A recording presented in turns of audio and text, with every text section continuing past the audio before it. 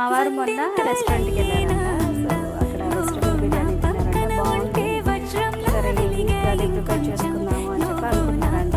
అందుకని white rice కాకుండా vegetable rice చేయమన్నారు. బీన్స్, క్యారెట్, బంగాళదుంప, పచ్చి బఠానీ ఇవన్నీ వేసేసి బిర్యానీ అయితే రెడీ చేస్తున్నాను. ఇదిగోండి వాటర్ అయితే బాయిల్ అవుతున్నాయి.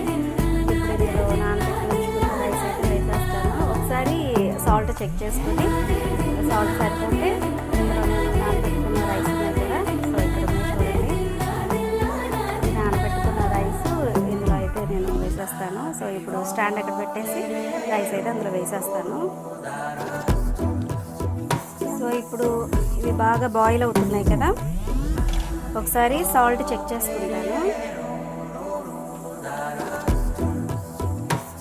సాల్ట్ కొద్దిగా తక్కువగా ఉంది.